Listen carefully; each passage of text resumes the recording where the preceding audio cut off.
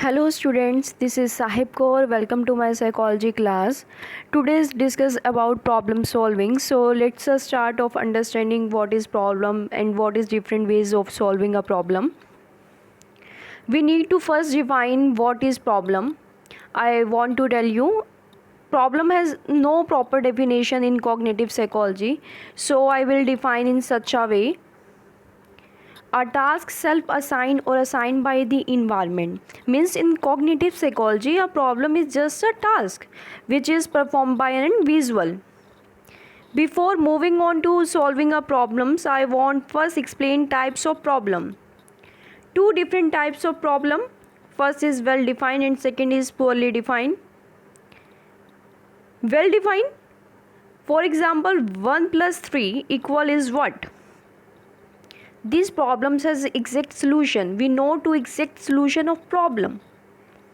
And second is poorly defined. For example, I need a job. Well, this problem depends upon various factors which are internal as external as well as external, and can be expectation of the job and which kind of qualification do you have. So this problem is not clear.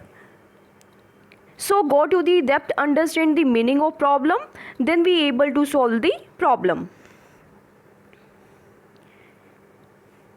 Now I will discuss about problem solving. What is problem solving? The term problem solving refers to the mental process that people go through to discover, analyze and solve problems. Problem solving is the cognitive psychological process of solving problems. In simple terms, problem solving is the process of moving towards a goal when the path to that goal is uncertain. Definition of problem solving. According to M.N. Singh and Maheshwari, problem solving is planned attack on difficulty for finding out satisfactory solution. And second definition is most famous definition according to Gates. A problem exists for an individual when he has definite goal which he can't reach by the behavior pattern which he already has available. B.F. Skinner, most behaviorist psychologist. The problem solving is the process of overcoming difficulties that appears to interfere with the attainment of goal. It is procedure of making adjustment in spite of interferences. Problem solving process.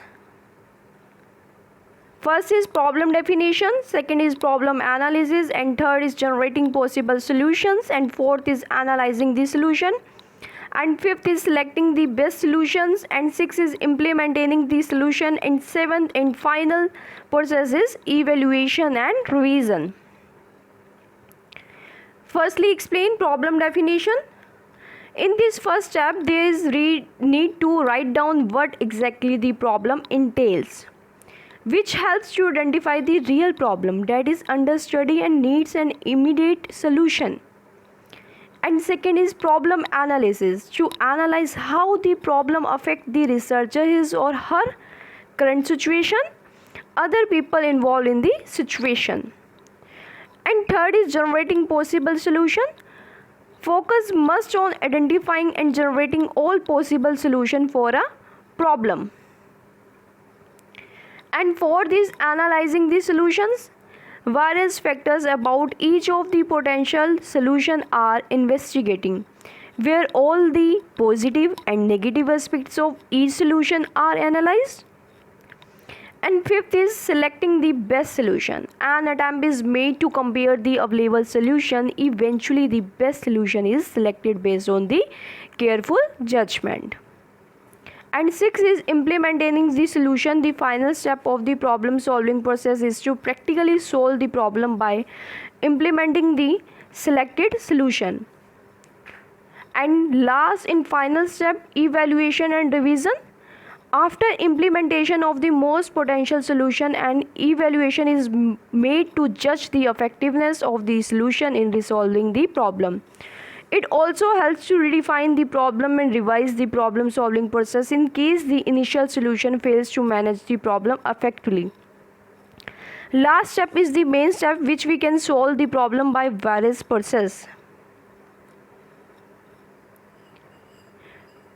And complete these 7 steps, then we can move on the other problem task for humans. And first is anagrams, and second is verbal puzzles, and third is construction problems, search tasks inside problems, and word problem. How to affect the factors problem solving? And first is situational variables, and second is subjects variables. What is difference between situational variables and subjects variables? First is situational variables. What is problem and size of problem? Similarity between problem situation and solution problem. Organization of problem situation, complexity of problem, nature of problem. And second is subject variables: motivation, past experience, functional fitness, mental set, training, memory, assumptions. Now we can move on to the different techniques which are used to solve the problems. Now we move on the solving problems. We have 4 different techniques, and first is algorithm, and second is heuristic, and third is trial and error, and fourth is insight. First is algorithm. Algorithm technique is solving the problem is basically much more scientific, a step-by-step way which guarantee the answer. For example, luggage log. How they open it, we don't know the exact number. But we do this, we try different combination, we will find out numbers from 0. Combination of 0, 0, 0 will go in increasing the number till 9. 0, 1, 2, 0, 1, 3. Finally, the log open one of the combination is right. Thus, this algorithm technique